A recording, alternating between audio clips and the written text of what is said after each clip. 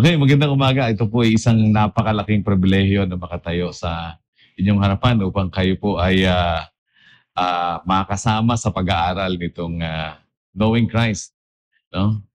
So, bago ko umpisan, meron muna akong isang kwento. Kwento to ng father ko nung siya'y namumuhay pa. Akala ko nga totoo. Pero kwento-kwento niya lang pala to. Kwentong barbero.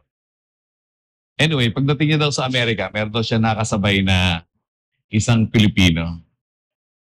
Tapos sa eroplano pa lang, sinasabi na ng Pilipino, "Wow, ang laki nitong eroplano. Isipin mo, paano nakalipad ito?" Tapos sabi niya ganyan, "Kamangha-mangha ang gumawa nitong eroplanong ito at nakaisip para gawin to." Sabi niya, "Sino kayang gumawa nito?" Sabi niya dun sa katabi niya, "Alam mo kung sino gumawa nito?" Sabi nung katabi niya, foreigner, hindi Pilipino. Sabi niya, "What you say?" Sabi nung, talaga? Si What You Say ang gumawa nito? Sabi niya, ang galing ng mga inchik. Isipin niya, inchik si What You Say. Galing, nakagawa ng aeroplano. Pagdating niya lang sa airport, ang laki ng airport. Sabi niya, wow, ang ganda-ganda nitong airport na to. To make the long story short, sabi niya, sino kayang nag-design nito? Sabi niya, alam mo sino nag-design to? Sabi niya, What You Say? Sabi niya, si What You Say din, ang galing naman yan. Naka-invento ng aeroplano, gumawa ng airport. Tapos, nung paglabas niya sa airport, sabi niya, ang dami-dami ng mga sasakyan, Pinick up na siya ng kanyang driver. Habang nagbabiyahe sila, sabi ganyan, wow, ang lalaki ng building. Sabi niya, sino kayang may-ari nito mga building na to? Ang gaganda. Sabi ng driver niya, What You Say? Sabi, di ba mga building kanya? No? So to make the long story short, na-traffic. No? Na-traffic sila. At nung madaanan nila, meron palang kunebre. Ano bang tawag doon? Yung may ililibing. So, napakaba kasi may ililibing. Sabi niya, grabe, ang dami nakikilibing. Siguro sikat tong taong to. No? Sino kaya tong namatay na to na sikat? Sabi ganun driver niya, What You Say? Sabi niya, kayaman mo at mamamatay ka rin pala. Sabi niya gano'n. So with that, gano'n tayong lahat, katulad ni What You Say, mamamatay din tayo. At itong ating pag-aaralan ngayon ay yung pagkamatay ni Kristo. Ang kaibahan lang, tayong lahat, o hindi man lahat, pero karamihan, lalo na yung mga hindi mananampalataya, hindi pa nakakilala kay Kristo, takot na takot sa kamatayan. So unlike si Jesus Christ, siya hinarap niya ang kanyang kamatayan at ito ay hinarap niya ng buong tapang. He was in command. Siya ang may hawak ng kanyang buhay at siya rin ang may hawak ng kanyang kamatayan. So ngayon, umpisa na natin, no? So as we look back on the cross after more than 2,000 years, we could only stand in awe at all that was accomplished there for us. Okay. There, the Son of God suffered shame, ridicule at the hands of the wicked, murdering men. He did it willingly to provide forgiveness for our sins, and the righteousness of Christ became ours. So siya ay pinatay ng mga makasalanang tao, pero hindi ito ganito sa pananaw ng Panginoon. Siya ay pinatay nila, kagustuhan nila yon. Pero ito ay kagustuhan din ng Panginoon na siya ay patayin ng mga makasalanan para ma-fulfill ang mga prophecies o ang mga pangako tungkol sa Kanya. Binigay ng Panginoon ang Kanyang buhay willingly upang magkaroon ng kapatawaran, maging yung mga makasalanan na pumatay at kumuha ng Kanyang buhay. God set us free to commune with Him, and we became His children and objects of His love. According to Mark Jones, dito sa ating pag-aaralan na Knowing Christ, may dalawang importanteng aspeto ang pagkamatay ni Kristo. Una, Christ's willingness to die a sacrificial death. So ito ay isang sakripisyo. Ang galing. Nasira ang mga... Okay. Anyway, meron naman ako niyan dyan. Kahapon ko pa iniisip, sabi ko, talagang ang gagawain ng kalaban, gagawin niya lahat-lahat, ano? Nasira ang aking text. Nagdikit-dikit yung lahat ng letters. Anyway, tapos si Frida, ang taas-taas ng lagnat niya kagabi. So halos hindi pa ako natutulog, binabantayan ko siya, no? And yeah, so pag-pray natin, Pastor. Hindi makakaten si Frida kasi. Nagkita tayo kapag, di ba? May sipon lang siya eh. Pero ngayon, ano na? Talagang ganun. Anyway.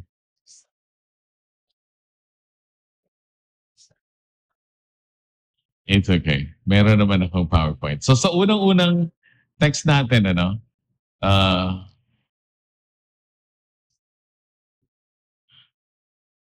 Yeah. So, sabi ko nga, no? Yung kamatayan ni Kristo ay may dalawang aspeto, sabi ni Mark Jones. Unang-una, yung kanyang willingness to die as a sacrifice, a sacrificial death. At pangalawa, ito ay dapat tanggapin ng Ama.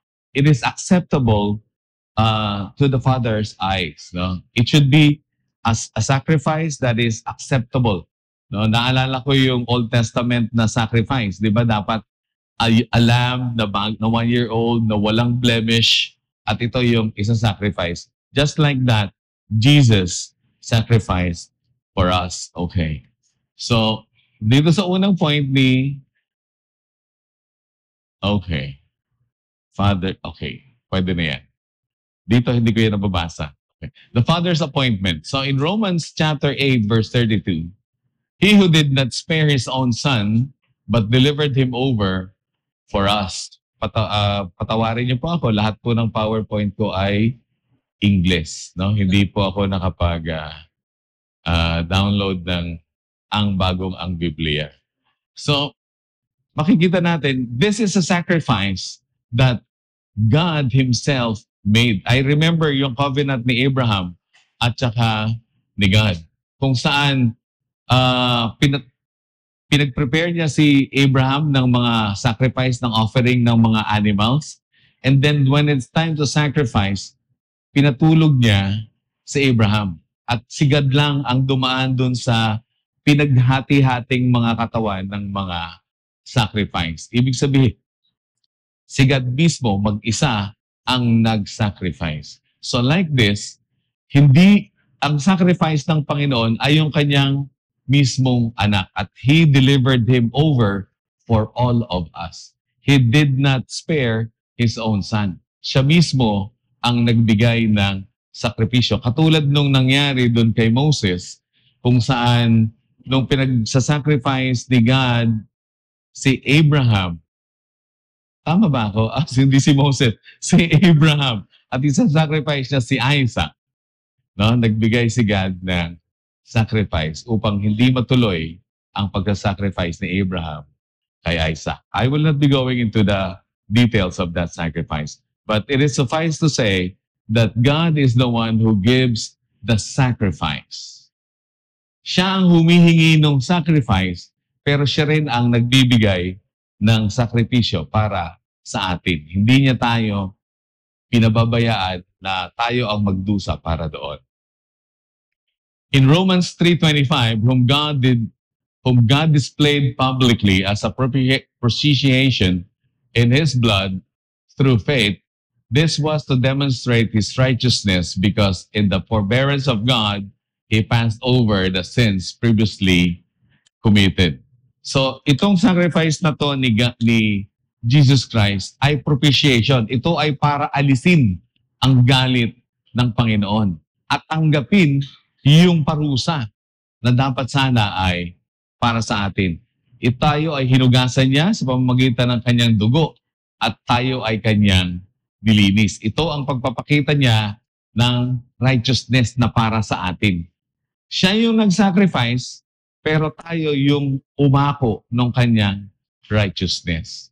Okay, going forward, if we do not understand Christ's death as voluntary, we do not understand his death. Jesus himself testified to his voluntary willingness. In John chapter 10, verse 17, ayaw din itong gumalaw. Paki-forward na lang. Okay. Okay, yeah. So Christ was willing. Okay. In John, ayaw pa rin. Okay. 10:17 hanggang 18. For this reason, the Father loves me because I lay down my life so that I may take it again. No one has taken it away from me, but I lay it down on my own initiative. I have authority to lay it down and I have authority to take it up again. This commandment I received from my Father. So dito sa text na to, makikita natin, even dito, sinasabi pa rin na this is a command from the Father. It shows us clearly na si Jesus Christ was willing. No? Siya ay, sa Tagalog, ang tawag doon, Pastor, willing? Sorry. Siya ay pusang loob, no? Pusang loob. So tinanggap niya, ginawa niya to, pusang loob. Sabi niya, ako ang mag-aalay ng buhay ko. At ako rin ang maaring kumuha nitong muli. So makikita natin dito sa scripture na to ng chapter John, Jesus has the power over his life. Kung paano siya mabuhay, kung paano siya mamatay, siya ang may hawak doon. So unlike us, di ba? Tayo, takot na takot tayo mapatay kasi we have no control kung kailan tayo mamamatay. And I was praising God because nung namatay yung father ko sa Amerika, as you well know, nandun kaming lahat. Nandun kaming lahat na alagaan namin siya, napakita namin sa kanya yung aming pag-aasikaso, naparamdam namin sa kanya yung kanyang pagmamahal at hindi siya nahirapan. Actually, yung father ko, hindi siya naniniwalang mamamatay na siya. Although 6 months ago, nung ma-diagnose siya nung kanyang terminal cancer, sabi ng doctors, meron na lang siyang 6 na buwan. Galit na galit siya sa doktor. Sabi niya, sino ba siya? Diyos? Diyos lang ang nakakaalam kung kailan ka mamamatay. So with this, so ngayon si Jesus Christ, makikita natin, siya alam niya kung kailan siya mamamatay. At doon sa mga ibang passage na pinag-aralan natin sa ibang mga chapter, makikita natin, sinasabi ni Jesus Christ, it's not yet time. But this time, it is the proper time for Him to die. Ito yung tamang oras para ialay niya yung kanyang buhay.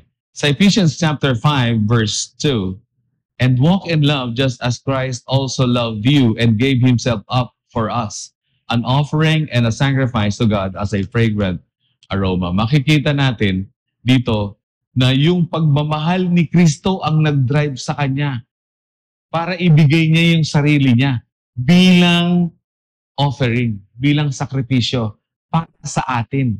At dahil ito nga ay sacrifice o personal na pusang loob niyang ibinigay, ito ay tinanggap ng Panginoon bilang isang masamyong handog, isang napakabangong handog para sa Panginoon.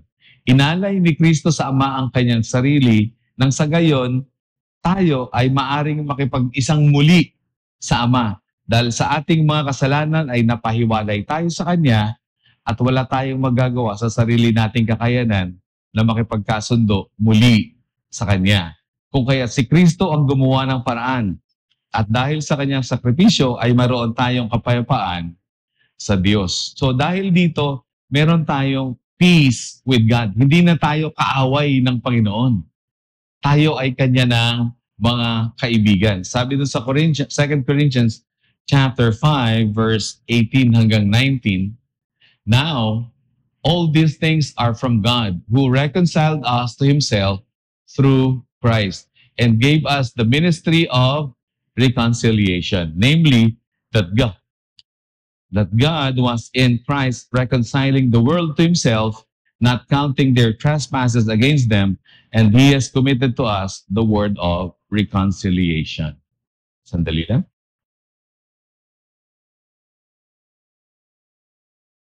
Dahil dito sa sakripisyo na ginawa ng Panginoong Hesus para bayaran. Alam pa ulit-ulit itong ganitong tema, di ba? Makikita natin. Kaya iniisip ko, bakit yung ibang tao ayaw nilang maniwala na ang pagkamatay ni Kristo sa krus para bayaran yung kasalanan natin. Ito yung laman ng buong Biblia. Yung pag-ibig ng Diyos mula pa lang nung umpisa ay ang plano niya, tayo ay sagipin. Naalala ko nga yung lesson natin na yung after nilang, si Pastor yata yun, no? I forgot. Nung after nilang kainin yung mansanas. Yung fruit. Yung fruit. Fruit sa garden. Oo nga, hindi nga ikaw. Kasi nakalakihan kasi natin, yung fruit doon sa garden. Di ba? Nung palabasin si Adan si Eva, naglagay si God ng anghel para bantayan yung isa pang puno para hindi makain yung dito para sa taas.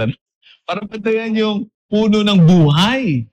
Bakit? Kasi kung makakain nila yon, hindi na sila mamamatay, kundi forever na silang mapapahiwalay sa Panginoon. Kasi kailangan nating mamatay . Kailangan bayaran ni Kristo yung kamatayan na kailangan nating bayaran. No? Therefore, yung kamatayan ni Kristo, yun yung nagbabalik sa atin sa isang relasyon sa Panginoon. Okay. Doon sa Romans chapter 5, verse 1, therefore, having been justified by faith, we have peace with God through our Lord Jesus Christ. Kung paano ang Panginoon ay nagsakripisyo, tayo naman mananampalataya sa kanyang ginawa. So nagkakaroon tayo ng kapayapaan. Sa pamamagitan nito, tayo ay, gusto ko sanang sabihin, hindi ito yung paraan para tayo maligtas. Pero kung wala tayong pananampalataya, hindi tayo maliligtas. Bagaman yung pananampalataya natin ay mula rin sa Panginoon. Kung titingnan natin, buti talaga ng Panginoon. Ang isang butch na isang basagulero ay maliligtas ng Panginoon. Dahil kung ako lang sa sarili ko, hindi ako lalapit sa Panginoon. Ayoko, mas gusto ko yung maghanap ng sakit ng katawan. Diba? Literal, gusto ko masakit yung katawan. Pero mas gusto kong bigyan ng sakit ng katawan yung iba.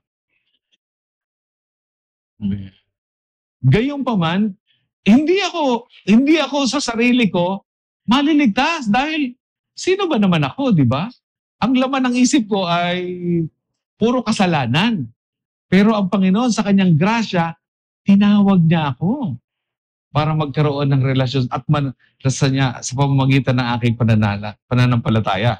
So ngayon, ngunit paano ba niya ito ginawa ng Panginoong Jesucristo? Paano ni Kristo inihandog yung kanyang sariling buhay? So pupunta tayo doon sa voluntary death. He knew he would suffer and die. Alam ng Panginoon na siya mismo ay mamamatay, siya ay maghihirap, aakuin niya yung ating parusa at tayo ay maliligtas. Sa Matthew 16, verse 21, from that time, Jesus began to show his disciples that he must go to Jerusalem and suffer many things from the elders and chief priests and scribes, and be killed and be raised up on the third day. Ito si Jesus, alam niya na mangyayari ito sa kanya. Kaya nga sabi niya sa mga disciples niya, punta tayo sa Jerusalem. Dahil ito ay oras na.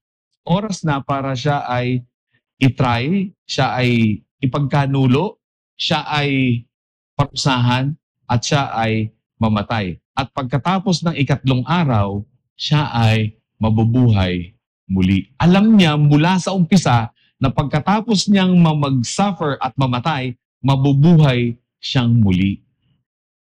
Ito ay hindi lingid sa kanyang kaalaman. No? So, sabi nga doon sa Matthew 20, verse 18, behold, we are going up to Jerusalem, and the Son of Man will be delivered to the chief priests and scribes, and they will be condemn him to death. At doon naman sa Acts chapter 2 verse 23, this man delivered over by the predetermined plan and foreknowledge of God, you nailed to a cross by the hands of godless men and put him to death. Ito mismo yung sinasabi ah, ni Pedro dun sa mga unang-unang mga na-convert, sumampalataya. Sabi niya, kayo mismo yun eh. Kayo yung mga nagsisigaw doon, ipako sa krus! Ipako sa krus!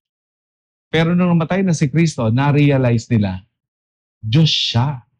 Totoo yung kanyang sinasabi. At nung malaman nila na siya ay nabuhay namang muli, sila ay sumampalataya. No? Okay. There is some truth to Octavius Winslow's claim for divine ultimacy. Who delivered up Jesus to die, not Judas for money, not Pilate for fear, not the Jews for envy, but the Father for love. Ang Panginoong Ama mismo ang nag-deliver kay Jesus Christ para daanin niya yung paghihirap. Siya ay mamatay, ialay niya yung kanyang buhay para sa pag-ibig. Pag-ibig kanino? Sa atin. Kung hindi natin ma-realize na si Kristo namatay dahil sa pag-ibig ng Diyos sa atin, parang baliwala ang kamatayan ni Kristo. Baliwala. Baliwala lang talaga yun sa atin. O sa iba na hindi mananampalataya. Kaya importante, napakahalaga nito para sa ating mga mananampalataya na alam natin, no? May mga bagay kasi na naalala ko nung bago pa lang ako mananampalataya. Anong basihan ko ng aking kaligtasan? Tinanggap ko si Kristo bilang Panginoon at tagapagligtas. Yun lang. No? Pero hindi ko na-realize na mismong yung pagtanggap ko na yung kay Kristo ay galing mismo sa Ama. Siya, kasi yung patay na puso ko, hindi yun maghahanap ng Panginoon. Kailangan baguhin muna ng Panginoon. Gumawa siya internally dun sa puso ko para magkaroon siya ng buhay at hanapin niya yung liwanag at hanapin niya ang Savior. Kaya nung masumpungan ang Panginoon, alam niya na mananampalataya. Yun yung nangyari sa akin. So, makikita natin na even dito, na si Kristo ay nag-suffer, alam niya na siya ay magdurusa, siya ay mamamatay. Although makikita natin, merong part na sinabi doon sa lesson ni Dennis, sabi ni Jesus Christ, let this cup pass. Ang panalangin niya, Panginoon, kung pwede lang, huwag mo yung padaanin dito sa, wag ito. Ngunit, sabi niya, ang kalooban mo ang magaganap. Ito ay mga ilang factors na kailangan natin consider dito sa issue na to, nung let the cup pass. No? The Son had only ever known the love of God, the Father, towards Him, not only in time, according to His human nature, but also in eternity. According to His divine nature, the idea of His Father's wrath being unleashed upon Him explains the nature of His request. Nakuha niyo po ba yun? Ang alam lang ng Panginoon, yung relationship nila ng Ama, yung pagmamahalan nila. Ngayon, dahil tatanganin, tawag nito? Bitin. Uy, tatangan. Papasanin sa pasensya na po. Papasanin ng Panginoon. Ang ating mga kasalanan, ito yung sinabi, siya magiging kasalanan. No? Alam mo, ikaw yung tayo, di ba? Alam mo, madumi, karimari-marim, lalapitan mo pa ba? Ako nga, takanta-taka, kinalakihan natin tayong mga Pilipino. Sinasabi natin doon, kunyari, may mga bata, sinabi, wag mong hawakan yan, mainit. Anong gagawin? Ang hawakan, ito nakakatawa sa lahat. Uy, iwasan mo yan, mabantot.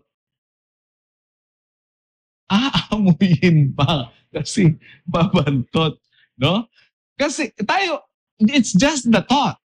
Pero si Kristo, hindi niya alam yung kasalanan. Ibig sabihin, hindi niya pa kasi hindi naman siya sinner eh. He is pure. Pero bibit-bitin niya yung mga kasalanan. At hindi lang isang kasalanan. Kasalanan ng buong sanlibutan. Kasalanan ng lahat ng mga mananampalataya, so sasampalataya sa Kanya. Bibit-bitin niya yon. At dahil dun sa kasalanan yon, siya ay parurusahan. Ang relasyon ng Panginoon at ng Ama, ni Jesus at ng Ama, ay puro pag-ibig. Pero dahil dun sa kasalanan, siya ay itatakwil. Kaya nga sabi niya, why have you forsaken me? Kailangan talikuran ng Panginoon si Jesus dahil dun sa mga kasalanan. At kailangan siyang parusahan. Hindi to make-up story. Kailangan talagang danasin niya yung parusa. Kaya siya namatay sa krus ng Kalbaryo. Iniwan talaga niya ang Panginoon. So sabi dun sa 2 Corinthians chapter 5:21, He made Him who knew no sin to be sin on our behalf, so that we might become the righteousness of God in Him. Parang nakipagpalit ng lugar ang Panginoon. Hindi para, kundi talagang nakipagpalit siya ng lugar sa atin. Imbis na tayong parusahan sa kanyang sa ating mga kasalanan, siya ang pinarusahan. Tanda ko pa nung araw, pag nag-share ako ng gospel, sinasabi ko, meron tayong libro, aklat ng mga kasalanan at nakasulat doon lahat ng ating mga kasalanan. At dahil sa kasalanan na yon, kailangan tayong parusahan ng kamatayan. Pero kinuha to ng Panginoon. Ibinigay nating lahat. Inilipat. Ngayon, at ito ay nakay Kristo na. At dahil sa mga kasalanan na yon, kailangang parusahan. So, pinarusahan si Kristo para mamatay. Ano nangyari sa atin? Wala na tayong kasalanan. Bakit? Nandun na lahat eh. At yung righteousness ni Christ, nasa atin na. Nakipagpalit siya. At dahil tayo ay wala na kasalanan, pwede na tayong lumapit sa Ama. At maaari na tayong magkaroon ng relasyon sa Kanya. Number 3, even in the frightful anticipation of divine wrath, there was also joy in the greatest act of faith. Alam ng Panginoon na sa Kanyang gagawin na sakripisyo ay magkakaroon ng kapalit na kaligayahan. Bakit? Dahil dito makakasama natin ang Panginoon. Okay. Ano pa? Sabi doon sa Hebrews 12:2, Jesus, for the joy set before Him, endured the cross. Jesus trusted the Father with what He is about to go through. So we see that there was more obedience in the words, not my will, than there was in the apprehension in the words, let this cup pass. Ibig sabihin, mas importante ay mas maiintindihan natin ngayon na, Lord, pwede ba wag mong padaanin sa akin to?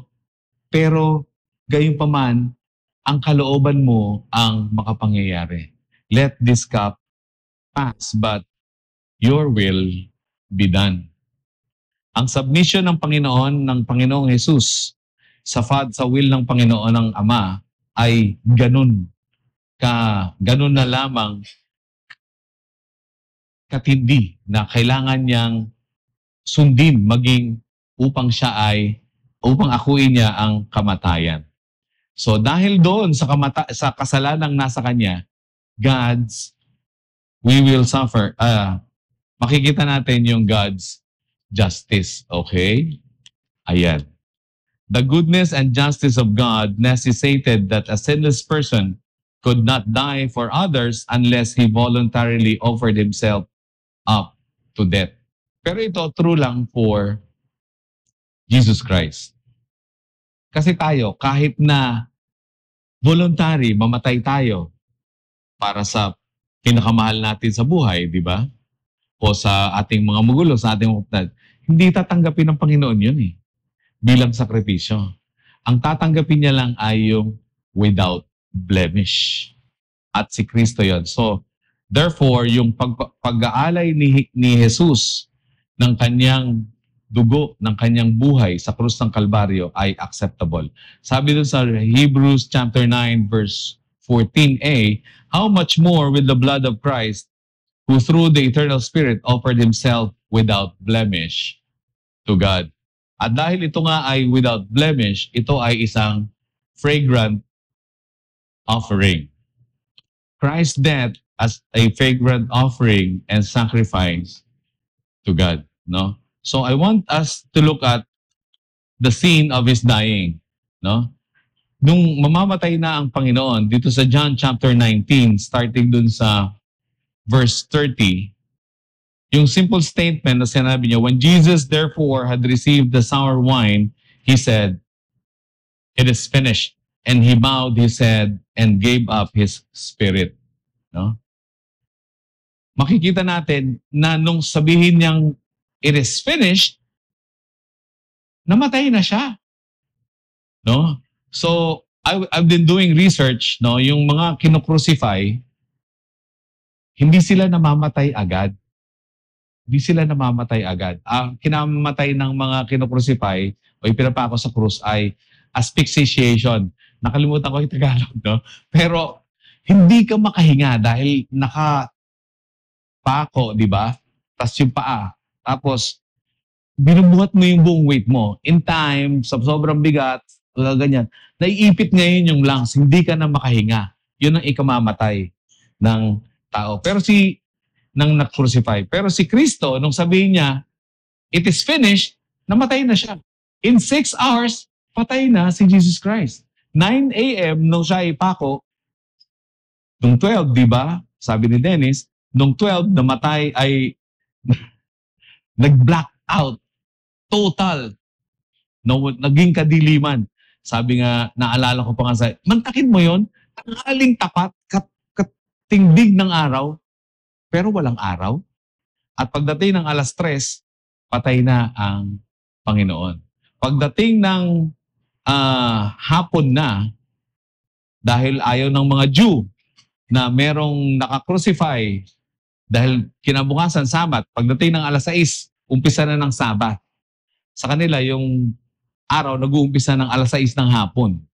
So, pag 6:00 ng hapon, Sabat na yon. Kasi madilim na, hindi na siya araw. Tama ba yon? Hindi na araw, dilim na eh. So, ibang araw na. So, Saturday na siya. Okay. So, kailangan tanggalin yung lahat ng nasa naka-crucify. Kaya nga sabi ng yung mga Jew, yung mga Pharisees pumunta kay Pilate, sabi, dapat alisin na yung mga nasa krus. Kaya i-request nila na baliin yung mga tuhod, ay yung mga binti. Pag binali yung mga binti ng mga crucify, lalong hindi niya na maiaangat yung sarili niya para makahinga. So mamamatay na. Pero nung babaliin na nung mga sundalo ang binti ni Jesus Christ, nakita nila, patay na. Patay na. So sabi niya, "It is finished," namatay na, patay na.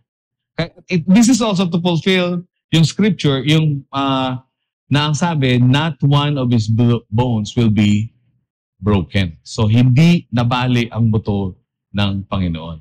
Siya ay namatay sa sarili niyang kagustuhan. Tayo, we fear death. It is expected, no?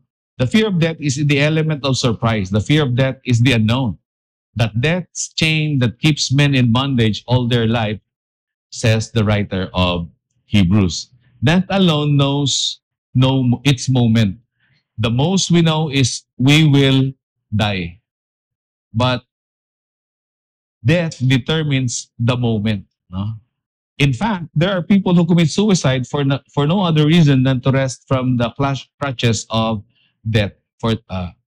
So yung iba sobrang takot kung kailan sila mamamatay at ayaw nila na ang kamatayan ang merong hawak sa kanilang buhay. Sabi nila, ako ang may hawak ng buhay ko. So nagsusuicide sila. No? Alam naman natin na gawain lang ito ng mga hindi makadiyos. Takot sila. O wala silang kinikilalang Diyos. Okay. Pero ang Panginoon, hindi siya takot sa kamatayan. He conquered death, sabi ng scripture.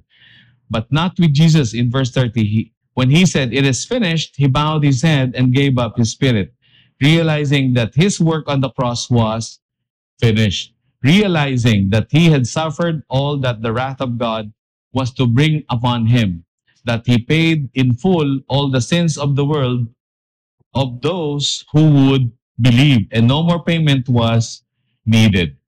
Jesus willed himself dead.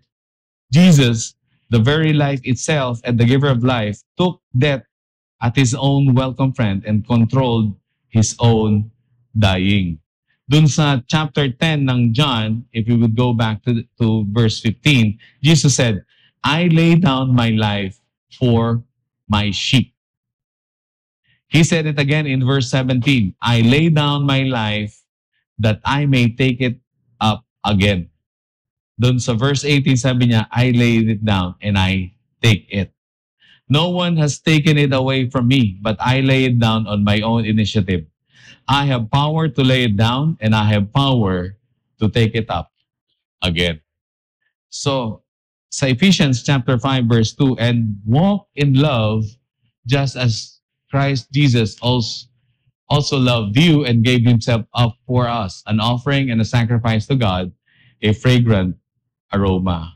Dagdagan pa natin sa 1 Peter chapter 1 verse 19, "But with the precious blood as of a lamb unblemished and spotless, the blood of Christ." Ito yung fragrant offering. Yung dugo mismo ni Kristo. Ito yung dugo, di ba, yung sa mercy seat, ito yung ibinubuhos. Ito yung ino-offer.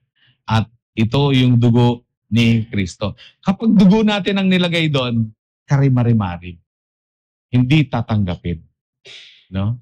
Sipin mo na lang, sabihin na, "Ano yung dugo yan?" "Ay, kabutyan niya." No? Dugo.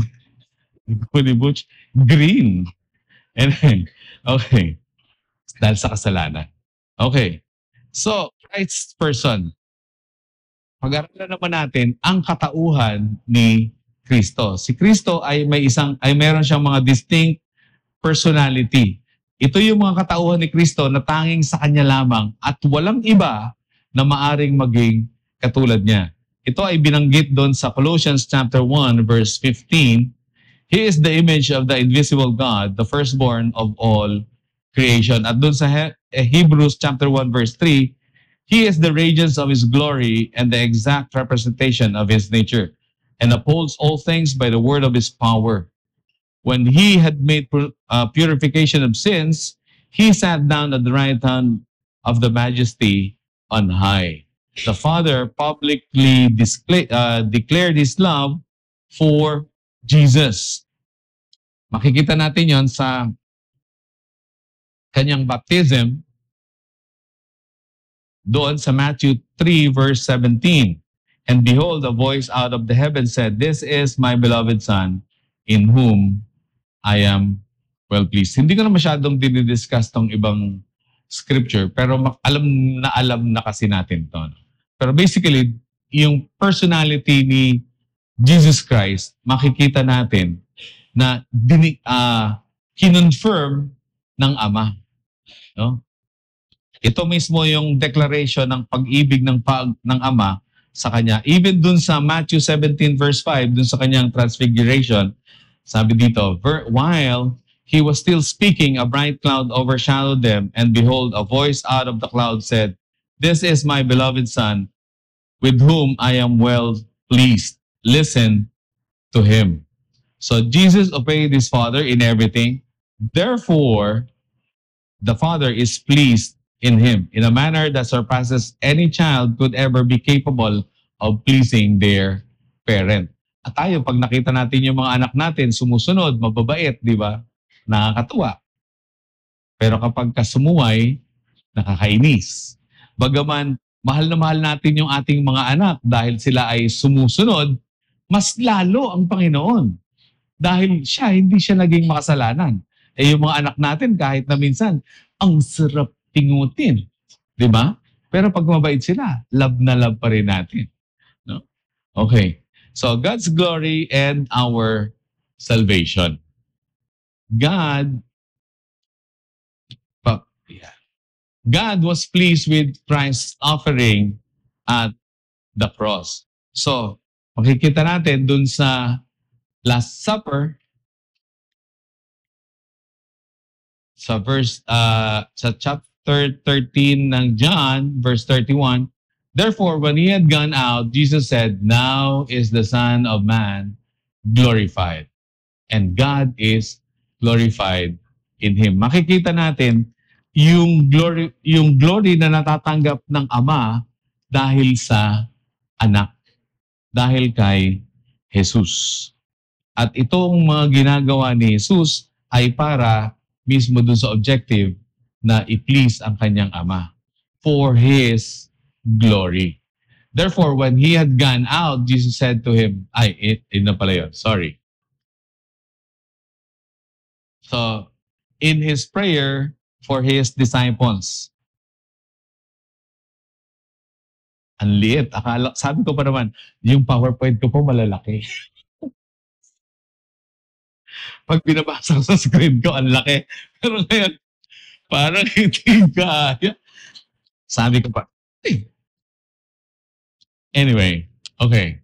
So, buti na lang kaya ko siyang basahin. John 17, verse 1 hanggang 5. Jesus spoke these things, and lifting up His eyes to heaven, He said, Father, the hour has come. Glorify your Son, that the Son may glorify you.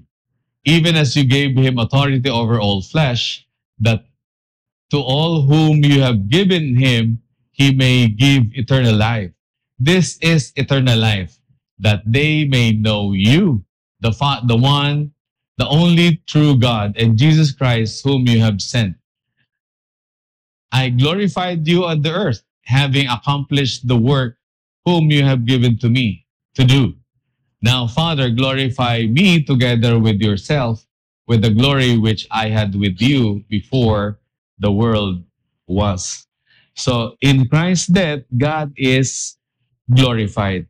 Our salvation was accomplished, and Jesus finished the work on the earth and that the Father gave Him to do.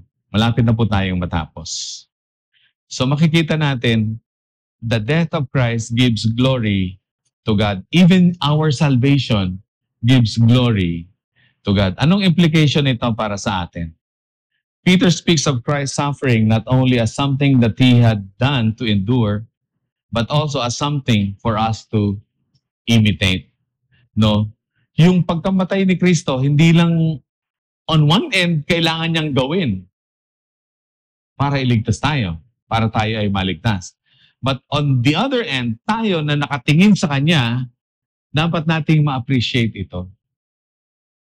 Dapat natin gantihan ng pagmamahal din. At yung ating pagmamahal sa Panginoon ay to imitate Him. No? Tayo ay maging katulad niya. At tayo ay habang nasa-sanctify, magiging kawangis tayo ni Kristo. Dun sa unang Pedro, chapter 2, verse 21, for you have been called for this purpose, since Christ also suffered for you, leaving you an example for you to follow in His steps. At dun sa Philippians chapter 2, verse 5 hanggang 8, sabi doon, have this attitude in yourselves, which was also in Christ Jesus, who, although He existed in the form of God, did not regard equality with God a thing to be grasped, but emptied Himself, taking the form of a bondservant, and being made in the likeness of men. Being found in appearance as a man, He humbled Himself by becoming obedient to the point of death, even death on a cross. So itong mga bagay na to na ginawa ng Panginoon, although Siya ay Diyos, in glory, nagkatawang tao Siya para akuin ang ating mga kasalanan upang tayo ay maligtas. Such humility, yung kababaang loob ng Panginoon. And ang prayer ko nga sa Panginoon, nawa, Lord, if not for anything else, nawa maging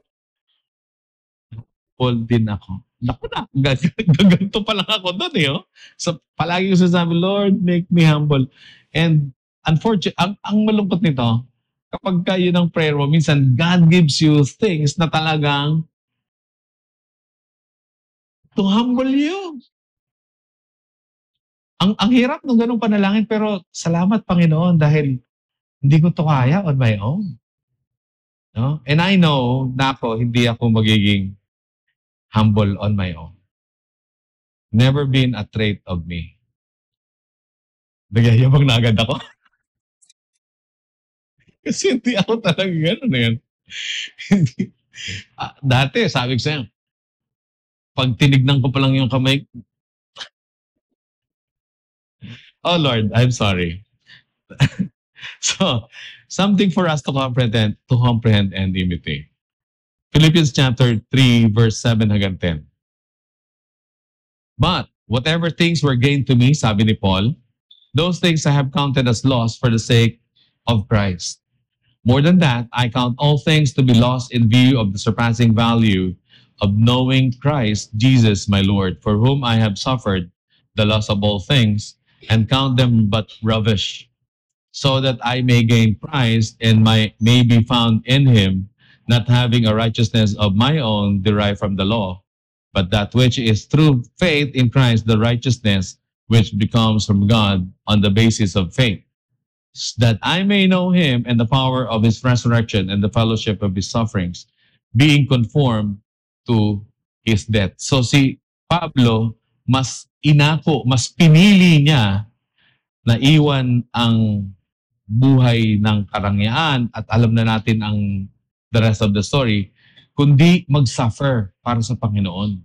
At alam din natin yung mga dinaanan na paghihirap ni Pablo. Although hindi niya kinoconsider yung sarili niya na having achieved it. But all the more, mas gusto niyang maging kawangis ni Kristo. Nawa tayo, ganun din ang ating puso. Na tayo ay maging kawangis, maging katulad ni Kristo. Hindi lang sa kanyang humility, kundi sa kanyang pagmamahal. At marami pang aspeto, yun lang ang pumasok sa isip ko. So in conclusion, Christ's death was a willing act of obedience to the Father's will, fulfilling the eternal covenant of redemption.